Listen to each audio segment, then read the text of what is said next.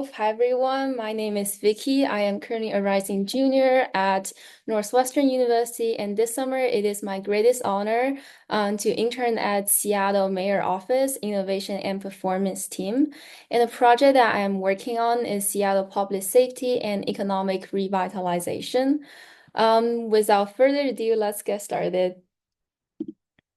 So Seattle is currently facing two major problems. The first one is downtown recovery. So according to the survey, the total number of visitors to Seattle in March 2024 is 87% of the pre-pandemic volume. And the second problem is that the public safety. 73% of people visit downtown less often, with 40% of them attributing this to concerns about crime, danger, and safety. So we might tell that there is a relationship between the two problems, and our team want to dig a little bit deeper into the relationships behind that, and also want to see how COVID-19 evolved in these two problems. Here's our approach in two folds. We developed an integrated dashboard for cross-functional collaborative analysts and also generated insights and early warnings when systematic changes occur and create a system for apply staff for potential actionable response. Our projects are in four phases. So in the first phase, we collect data where we find relevant data sets and also met with stakeholders such as the 911, police department, the fire departments, the care teams, and etc. And we also conducted preliminary data analysis. Once we have the data, we clean it up by converting them into a long format. So essentially, all of the data source, they have different formats. By turning into the long format, we can make sure that for future like aggregation, correlation, and analysis, and we're using Jupyter Notebook and Python to do that. Once we have that, we created a dashboard prototype in Tableau and also enable daily refresh automation because many of our data are refreshed daily and we want to make sure our dashboard are up to date. The final stage is refinement, where we gather and list feedbacks from the stakeholders and also implemented changes based on feedback. It is a very iterative process, I would say. Next, I will introduce some of the metrics that you will find in our dashboard. The first one would be the foot traffic in millions estimated by the Placer AI. So on the left, you can find a year-to-year monthly comparison with months on the x-axis and the foot traffic number on the y-axis. For the pre-pandemic, we considered it to be the 2019, which are represented in the light blue area. In 2020, when the pandemic started, it's in the blue line. Post-pandemic, we consider it to be 2023 and 2024 in the gray line and the thick black line. So from the plot, we can find out that there are more people visited to the Seattle downtown since pandemic started, but hasn't recovered to its pre-pandemic volume. Next metric we have is the 911 incidents from the Seattle Fire Department, and it's reaching its very high level compared to the pre-pandemic volume. And on the right, you can find top 10 categories this year with 8 response in the first, which refer to the basic life support for medical incident. It is higher than the rest of them. Next, we have the 911 dispatches from the Seattle Police Department, and we can find that it is relatively low compared to the pre-pandemic volume. And most of the categories are non-aggressive circumstances. Similarly, the crime records from the Seattle Police Department also remain pretty low this year compared to the pre-pandemic volume. And the top 10 categories are mostly evolving with property or person related. And they're all from open data source. Aside from the metrics, we also want to add the granularity level of neighborhood, where we find the neighborhoods based on the downtown activation plan. And also we add the time analyst component into our dashboard. We have the general data trends here where you can see a sharp drop on the foot traffic, which the visitors visited downtown Seattle, and also pretty stable trend line of the 911 calls and fire incidents. These general trends remain pretty stable in all neighborhoods, but despite a little bit difference, and I will point it to you in the next few slides. The first one, Belton, is a pretty good example of how the general data trend representation. However, I do want to point out the commercial net square footage here. The condo or multi-family consists half of the commercial net square footage, where in other cases it will be office. In the Danny Triangle, it is the second largest neighborhood that visitors go to, and consider its volume, the fire incidents and 911 calls remain pretty low, possibly due to its office component in the commercial net square footage. The central business district is the largest or most people visit to this neighborhood and also have the most 911 calls and fire incidents.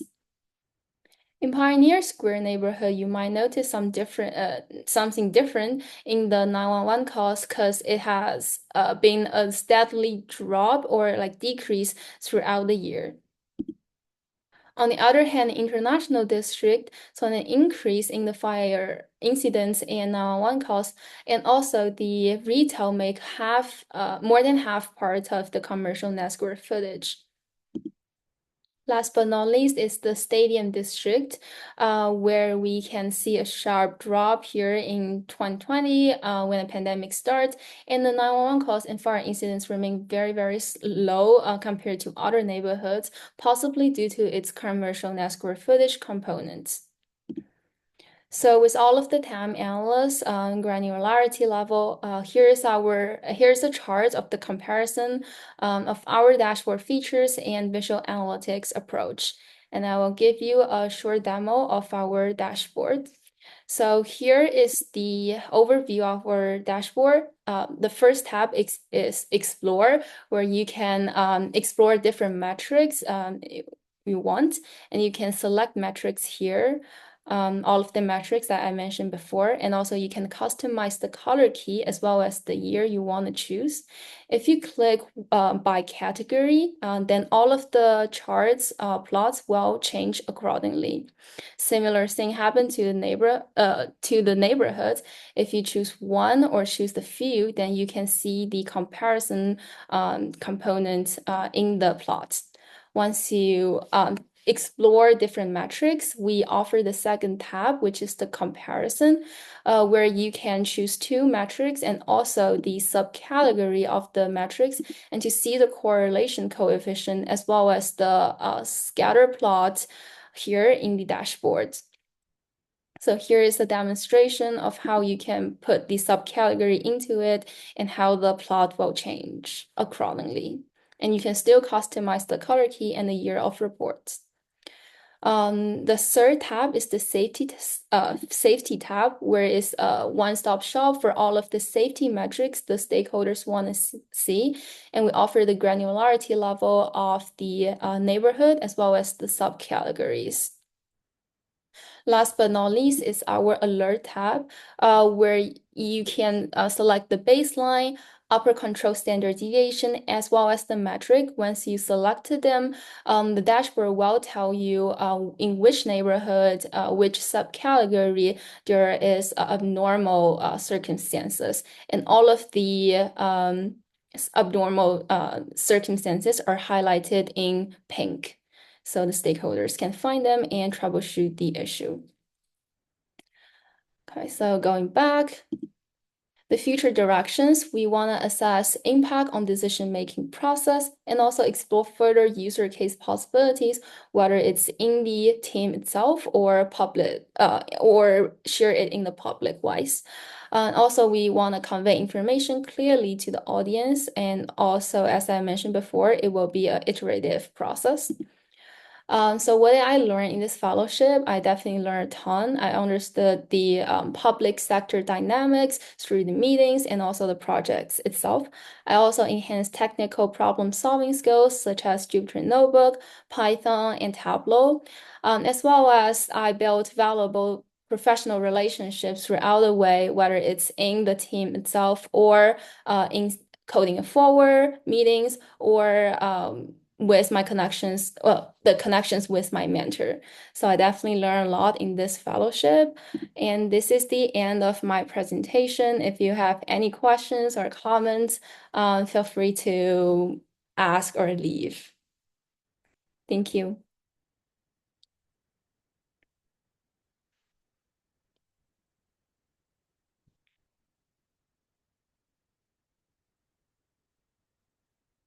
Any questions or like feedback?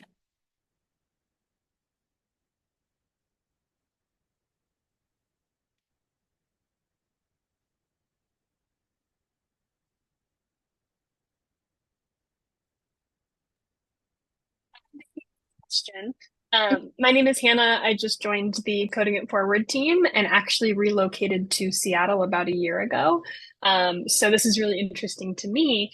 I was wondering, you kind of mentioned it, but was wondering maybe if you could expand. Were there any conversations about how to share this with the public? I think there is this connotation of Seattle being really dangerous, and so it's great to see that like, hey, actually, crime has gone down pre-pandemic. So would love to hear anything about that.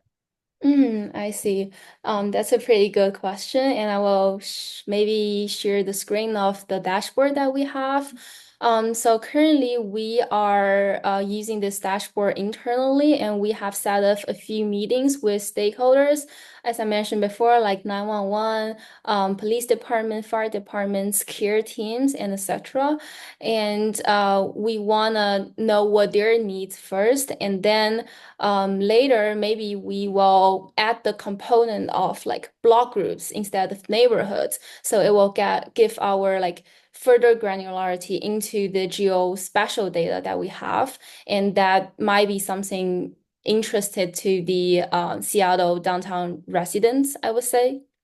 Yeah, but definitely like depends on the audience. Different components will be changed in the dashboard accordingly, and we will set the meetings in the future to assure that all the dashboard is the audience, like what audience need. If that answers your Awesome. question. Yeah, definitely. Thank you.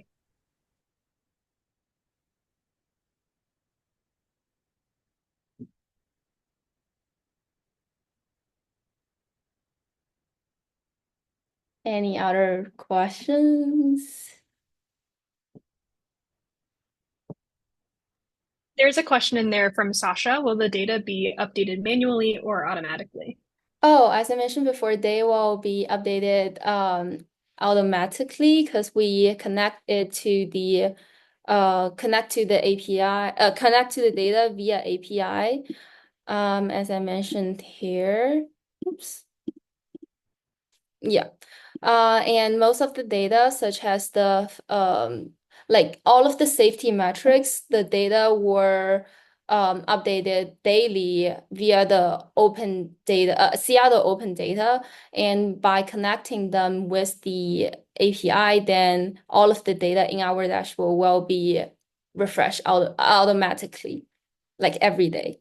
But for some of the data, such as foot traffic or like neighborhood or like geo data, they're not refreshed daily because they're not changing much.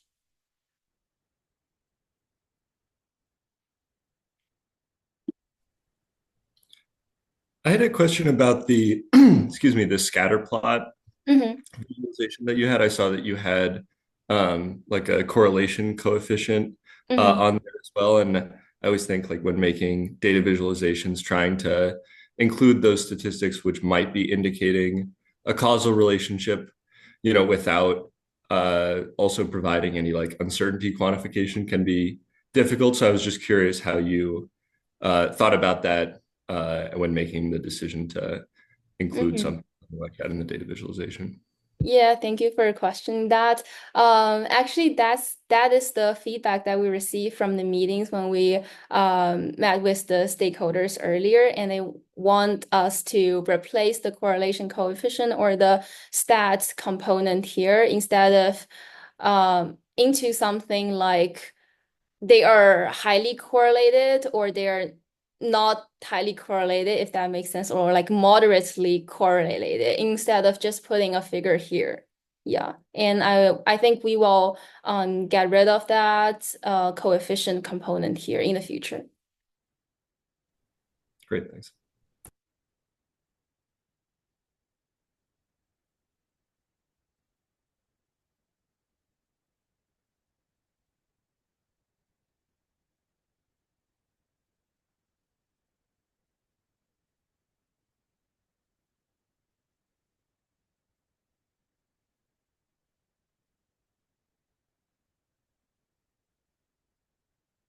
Any other questions? Well, but there are like 15 seconds left.